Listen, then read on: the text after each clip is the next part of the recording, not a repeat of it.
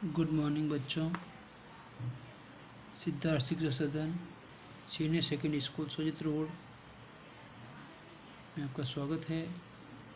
और मैं नंद किशोर आपके सामने आज कक्षा 8 विषय सामाजिक विज्ञान चैप्टर 5 जब जनता बगावत करती है 1857 उसके बाद। तो प्यारे बच्चों, हमने पढ़ा था कि किस प्रकार कंपनी का पलटवार हुआ और शुरुआत में जब बगावत फैलने लगी तो किस प्रकार लोग ने उनको फेस किया, किस प्रकार उन्होंने उसका सामना किया। जब सिपाहियों ने गाय और सूअर की चर्बी के लिए मना कर दिया और फिर बगावत की गई, उसके बाद वो चाहते थे कि बहादुर शाह जफर जो कि हमारे नेता होंगे और वो उनसे मिलने के लिए जा रहे थे। तब उन्होंने सिपाहियों ने बादशाह के सामने अपनी मांग रखी। मांग ये थी कि देश भर के जितने भी शासक हैं उन सभी को अंग्रेजों से लड़ने के लिए भारतीय राज्य को एक संघ बनाने का आह्वान किया। और बहादुर शाह जफर के एक इस कदम से इसके कई परिणाम सामने आए। अब जहाँ छोटे शासक रजवाड़े मुगल बादशाह के नाम पर ही अपने इलाकों पर शासन चलाते थे, वो वापस ये चाहते थे कि हमारा दोबारा शासन स्थापित हो जाएगा। और रातों रात कई स्थितियाँ बदल गई। बगावत का अपना एक समर्थन बढ़ गया और लोगों में हिम्मत, उम्मीद और आत्मविश्वास बढ़ने लगा। बगावत फैलने लगी। धीरे धीरे दिल्ली, कानपुर, लखनऊ जैसे मुख्य बिंदुओं पर सिपाहियों ने विद्रोह कर दिया और दूसरी जो टुकड़ियाँ वो भी आगे बढ़ी। गांव के जमींदार, मुखिया, गांव के लोग सभी आगे बढ़े और अंग्रेजों से लोहा लेने लगे, जिसमें वाजिद अली शाह का बेटा बिरजिस कद्र और लखनऊ से तो ये थे। दूसरी तरफ कानपुर से स्वर्गीय पेशवा बाजीराव के दत्तक पुत्र नाना साहब आगे आ गए। उसके बाद देखा कि मध्य प्रदेश के मांडला क्षेत्र से राजगढ़ की रानी अवंतीबाई लोधी 4000 सैनिकों के साथ तैयार थी। इधर झांसी से रानी लक्ष्मीबाई और इधर बिहार से एक जमींदार कुंवर सिंह वो भी आगे बढ़े। दूसरी तरफ देखा तो फैजाबाद के मौलवी अहमदुल्ला शाह ने तो भविष्यवाणी कर दी कि अंग्रेजों का शासन जल्दी ही ख़त्म हो जाएगा। वो भी लखनऊ जा पहुँचे अंग्रेजों का दिल्ली से सफाई करने के लिए। और धीरे धीरे तमाम इलाकों के नेता और लड़ाके इस युद्ध में हिस्सा लेने लगे। फिर भी कंपनी ने हिम्मत नहीं हारी। दूसरी तरफ कि कर्नल टाइटलर ने भी कमांडर इन चीफ को एक टेलीग्राम लिखा कि हमारे चारों ओर विरोध हो रहा है, हमारे विरोधियों की संख्या और लगातार बढ़ रही है, लगातार लड़ाई से हमारे सैनिक थक गए हैं और गांव के गांव हमारे खिलाफ हो गए हैं। इसके बावजूद भी अंग्रेजों ने हिम्मत नहीं हारी और कंपनी ने अपनी पूरी ताकत लगाकर विद्रोह को कुचलने का फैसला किया। और अंग्रेजी सेनाओं को दिल्ली की भारी किलेबंदी को तोड़ने में भी मुश्किल आई, क्योंकि उन्होंने 3 सितंबर 1857 को अंग्रेजी सेनाओं को और ज़्यादा हथियार, गोले आदि पहुँचाकर ये गाड़ियाँ में लदे हुए हाथी खींच रहे थे जो कम से कम 7 मील दूर थे। ठीक है। और विद्रोह को कुचलने के लिए अंग्रेजों ने कई फौजें मंगवाई इंग्लैंड से, कई गोले बारूद मंगाए और उसके बाद नए कानून भी बनाए गए। मुख्य केंद्रों पर इन्होंने धावा बोल दिया। 1857 में दिल्ली पर दोबारा कब्जा कर लिया। बहादुर शाह जफर और उनकी जो पत्नी थी बेगम जीनत महल को अक्टूबर 1858 में रंगून भेज दिया गया, जेल में डाल दिया गया। और वहीं पर 1862 में बहादुर शाह जफर ने अंतिम सांस ली। उनके सामने उनके बेटों को भी गोली मार दी गई। तो इस प्रकार देखा गया कि धीरे धीरे, और दूसरी तरफ देखा तो लखनऊ पर भी कब्जा हो गया। 1858 में लक्ष्मीबाई को भी शिकस्त मिली और उन्हें मार दिया गया। और वैसा अवंतीबाई लोधी के साथ भी हुआ। फिर भी तात्या टोपे मध्य भारत में जंगलों में छापामार पत्ती चलाते रहे। जिस तरह पहले अंग्रेजों के खिलाफ मिली सफलता और विद्रोह का उत्साह मिला, तो दूसरी तरफ विद्रोही ताकतों को हार मिली तो हिम्मत टूटने लगी। काफ़ी लोगों ने विद्रोहियों का साथ भी छोड़ दिया था और अंग्रेजों ने भी लोगों का विश्वास जीतने के लिए और ज़्यादा प्रयास किए। तो इन्होंने भूस्वामियों को भी इनाम देने लगे और कहा कि जिस किसी ने भी अंग्रेज को नहीं मारा, अंग्रेजों की हत्या नहीं की, वे सुरक्षित रहेंगे और उनकी जमीन पर उनके अधिकार रहेंगे, दावेदारी बनी रहेगी। सैकड़ों सिपाहियों, विद्रोहियों, नवाबों और राजाओं पर मुकदमा चलाकर उन्हें फांसी भी लटका दी गई। तो उन्होंने एक तीर से दो शिकार शुरू किए। विद्रोह के बाद के साल में भी यही हुआ कि 1859 के आखिर तक देश पर दोबारा नियंत्रण अंग्रेजों ने पा लिया था और ब्रिटिश संसद 1858 में एक नया कानून भी पारित किया। ईस्ट इंडिया कंपनी के सारे अधिकार ब्रिटिश साम्राज्य के हाथ में सौंप दिए गए। तो विद्रोह के साल के बाद ब्रिटिश मंत्रिमंडल के एक सदस्य को भारत में मंत्री के रूप में नियुक्त किया गया। उसके बाद जो भारत में नियुक्त मंत्री किया गया, जो अब ये देखिए इंडिया काउंसिलिंग क्या है। इंडिया काउंसिलिंग ये है कि नियुक्त मंत्री को, जो भारत में जो मंत्री नियुक्त किए गए, उस नियुक्त मंत्री को भारत के शासन से संबंधित मामलों को संभालने और उसमें किस प्रकार उनको कार्य करना है वो भी उन्होंने शुरू कर दिया था कि नियुक्त मंत्री को भारत के शासन से संबंधित मामलों को संभालने का जिम्मा सौंपा और उसे सलाह देने के लिए एक परिषद का भी गठन किया गया। ठीक है ना। भारत के गवर्नर को वायसराय का ओहदा दिया गया और इंग्लैंड के राजा या रानी, इंग्लैंड के जो राजा और रानी थे उनका निजी प्रतिनिधित्व घोषित किया गया। उनको क्या कि उनका एक निजी प्रतिनिधित्व घोषित किया गया। उससे पहले भारत के गवर्नर को वायसराय का ओहदा यानी पद, ओहदा मतलब क्या होता है, पद दिया गया। ठीक है ना। अंग्रेज सरकार ने भारत के शासन की जिम्मेदारी सीधे अपने हाथों में ले ली। तो फिर अंग्रेजों ने क्या किया कि भारत के जो शासन की जो जिम्मेदारी वो सीधे अपने ही हाथों में ले ली थी। और जो वहाँ के जो ये शासक और राजा थे वो एक कठपुतली के रूप में इस्तेमाल होने लगे। अंग्रेजों ने क्या तय किया, अंग्रेजों ने यह तय किया कि अवध, बिहार, मध्य भारत, दक्षिण भारत से जो सिपाहियों की पहले भर्ती होती थी, अब वो क्या है, पहले कहाँ से भर्ती होती थी, अवध, बिहार, मध्य भारत और दक्षिण भारत से सिपाही को भर्ती करने की बजाय पहले भर्ती यहीं से होती थी। अब इनकी बजाय, इनकी तुलना में अब गोरखा, सिखों और पठानों में से ज़्यादा सिपाही भर्ती होती थी। किन किन में, गोरखा, सिखों और पठानों में ज़्यादा सिपाहियों की भर्ती होती थी।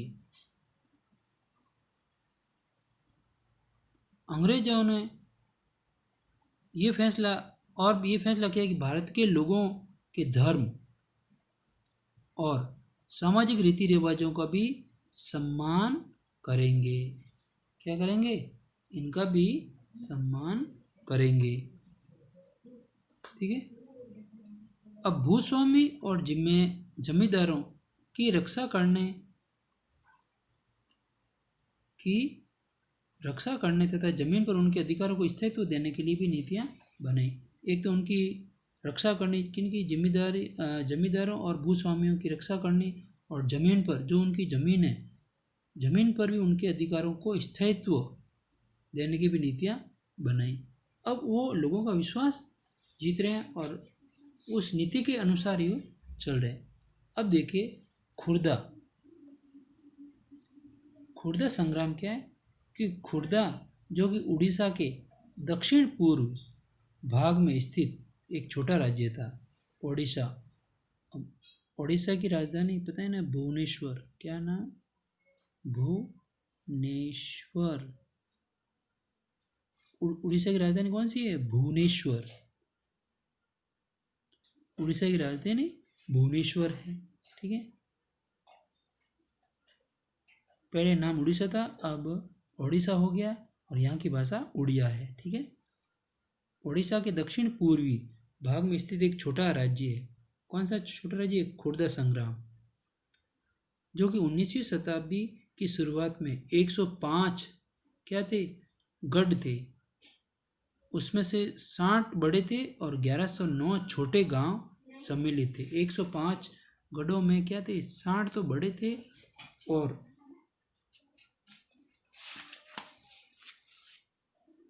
1109 छोटे गढ़ थे। ठीक है ना। अब इसमें एक ये जनबहुल उपजाऊ क्षेत्र था। इसमें बहुत सारे लोग रहते थे, इसमें शासक वगैरह, राजा, इस प्रकार ये रहते थे। ठीक है ना। तो राजा वीर किशोर देव, वहाँ के राजा का खुर्दा संग्राम जो वहाँ के राजा कौन थे? राजा वीर किशोर देव को 4 परगनों और जगन्नाथ मंदिर के संचालन का अधिकार दिया गया। कौन सा मंदिर? जगन्नाथ मंदिर का संचालन और उनको देख रेख का दायित्व उनको सौंपा था। ठीक है, और उसके बाद 14 गढ़ जातों के प्रशासनिक उत्तरदायी में पूर्व में दबाव आकर मराठों को सौंपना पड़ा। जो महाराष्ट्र से जो मराठा थे उनको सौंपना पड़ा और उनके पुत्र तथा उत्तराधिकारी मुकुंद देव द्वितीय इस दूरदर्शी से विचलित थे और अंग्रेज और मराठों के बीच जारी संघर्ष में अपने लिए एक मौका देखते उन्होंने अपने खोए हुए क्षेत्र को जगन्नाथ मंदिर की देखरेख में संबंधित अधिकारों को पुनः प्राप्त करने की कोशिश की और फिर उन्होंने अंग्रेजों के साथ सलाह मशविरा शुरू कर दिया। तो अब देखिए, जहाँ फूट है वहाँ तो लूट होगी ही। अब ये राजा वीर किशोर देव और मराठों के बीच में जो चीज़ें चल रही थी, ये राजा वीर किशोर देव अंग्रेजों से सलाह मशविरा करने लगे। ठीक है, जबकि अंग्रेज तो मौकापरस्त थे। तो 1803 में अंग्रेजों ने ओडिशा को अपने कब्जे में ले लिया। अब देखो, जब ये राजा वीर किशोर देव को इन्होंने ये खुद जाके वहाँ सलाह मशविरा करने लगे, जिससे कि ये सोच रहे थे कि जगन्नाथ मंदिर की देखरेख अपने लिए हो जाएगी, लेकिन अंग्रेजों ने उन्हें जगन्नाथ मंदिर का दायित्व तो दिया लेकिन उनका निवास पूरी में निश्चित कर दिया। ठीक है,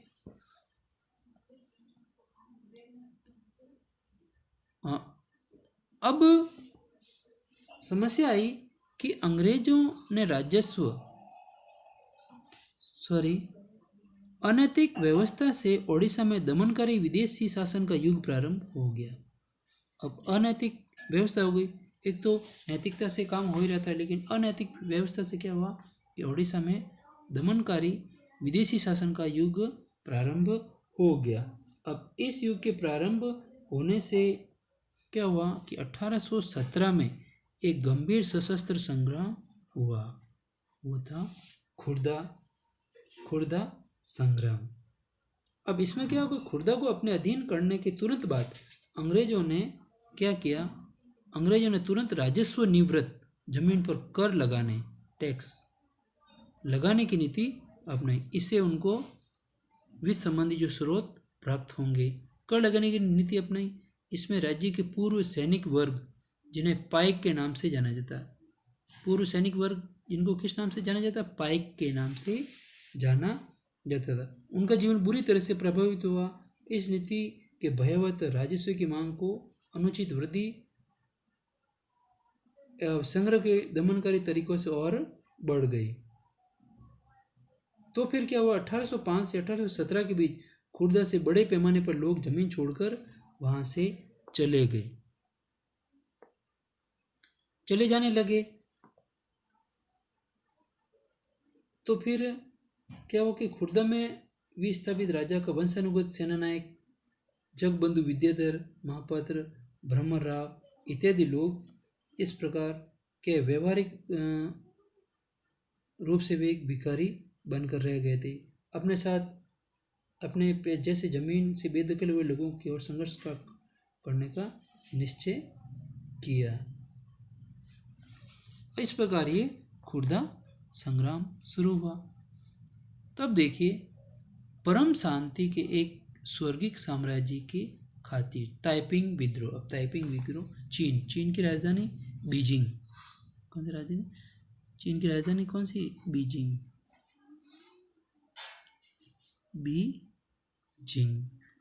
चीन एक देश है, ओडिशा जो एक भारत का राज्य है पूर्वी। चीन की राजधानी कौन सी है? बीजिंग। चीन के दक्षिणी भागों में भी एक विशाल जन विद्रोह पैदा हो गया। वो 1850 में शुरू हुआ। कब हुआ ये? 1850 में शुरू हुआ और 1860 के मध्य में जाकर खत्म हुआ। देखो 1850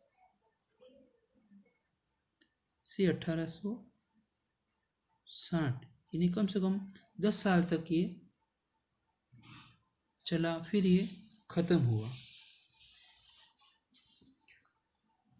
जिसमें क्या है कि इसमें एक हांग जिकुआंग के नेतृत्व में हजारों मेहनतकश गरीब लोगों ने परम शांति के स्वर्गिक साम्राज्य की स्थापना के लिए लड़ी। हांग जिकुआंग के नेतृत्व में हजारों मेहनतकश गरीब लोगों ने परम शांति के स्वर्गिक साम्राज्य की स्थापना के लिए लड़ी थी। और इस विद्रोह को क्या कहते हैं? ताइपिंग विद्रोह के नाम से जाना जाता है। ठीक है।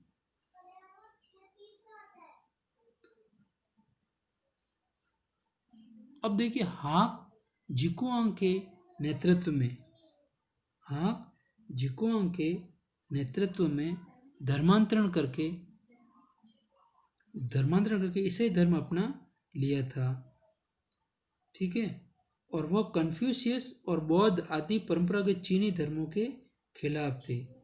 कौन कौन से धर्मों के खिलाफ थे? एक तो कन्फ्यूशियसवाद और बौद्ध आदि परंपरागत जो चीनी धर्म थे ना, उनके ये खिलाफ थे। ठीक है।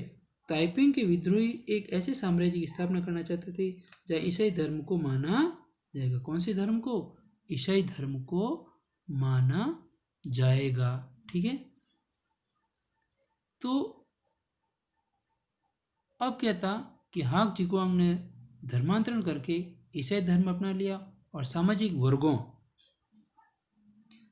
वर्गों और स्त्री पुरुषों के बीच कोई भेद नहीं होगा। सबसे बड़ी बात है कि स्त्री और पुरुष में कोई भेद नहीं होगा।